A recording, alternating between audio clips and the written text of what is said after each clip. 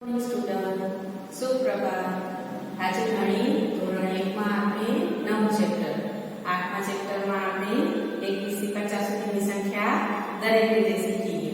હવે ચેપ્ટર 9 માં આપણે પાર્ટ 1 માં માહિતીનો ઉપયોગ। હવે માહિતીનો ઉપયોગ છે અને મેં એમાં આકારો દોરીને રાખ્યા છે એટલે તમને એમ થશે કે આ શું છે।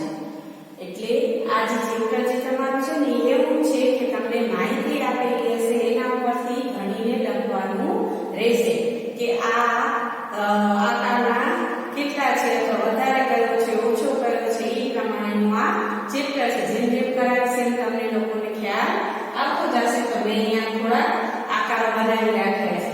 જેવું પહેલું છે તમને ખ્યાલ જ છે, આ તમે પહેલા શીખી ગયા છો। તો આ શું છે તો કે ત્રિકોણ।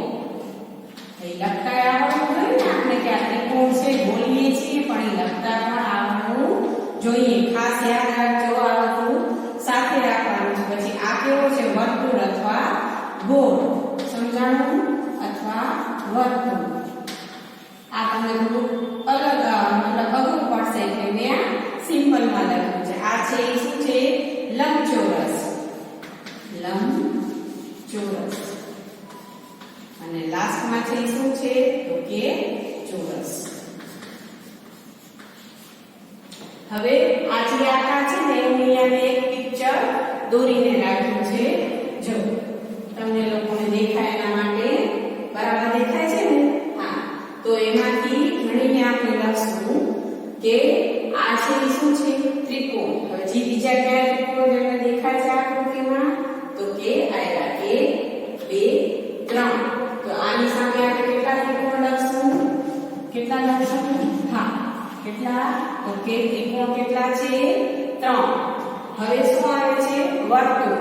તો વર્તુળ કેટલા છે 1 2 3 અને જે આ આખો છે એ પણ શું છે ગોળ છે।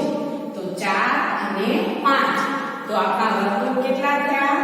હા 5। કેટલા થયા? 5। તો આ જે ઘણી કરી છે ને આને શું કહેવાય ની કે આ પિક્ચરમાંથી આપણે એની માહિતી લઈએ છીએ। કોઈ આપણે ગણવાનું કે તો આપણે ખ્યાલ આવવો જોઈએ। હવે આ છે લંબચોરસ।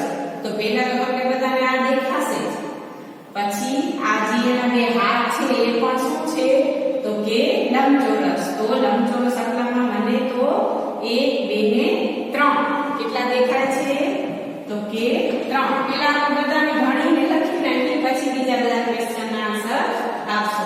પછી આ શું છે ચોરસ। તો આ પિક્ચરના ચોરસ ક્યાં છે? હા 1 અને 2 કેટલા છે તો કે 2। હવે તમને આમાં એવો પ્રશ્ન આવશે કે આમાંથી આકારો શોધીને લખો। તમે લખી નાખ્યા ત્રિકોણ 3 ગોળ 5 લંબચોરસ 3 ચોરસ 2। હવે એમ કે આમાંથી સૌથી વધારે આકાર કયા છે? તો તમને આ બધામાં સૌથી મોટો નંબર કયો દેખાય છે? હા આપણા વર્તુળ। તો શું લખશું? સૌથી વધારે વર્તુળ આકાર છે આપેલું। આવી રીતે જો તમને પ્રશ્ન જવાબ પૂછવામાં આવે મૌખિક અથવા લેખિત તો ગણીને લખવાનું છે। તો સૌથી વધારે કયા છે તો કે વર્તુળ, કારણ કે આ 1 2 3 અને આ નાના છે પણ છે તો વર્તુળ જ। તો 4 અને 5 એટલે સૌથી વધારે વર્તુળ આકાર છે। કેટલા છે તો કે 5। હવે સૌથી ઓછા પૂછે તો સૌથી ઓછામાં ત્રિકોણ 3 લંબચોરસ 3 અને ચોરસ સૌથી નાના છે એટલે કે 2। તો સૌથી ઓછા ચોરસ આકાર છે। કેટલા છે તો કે 2। સમજાણું?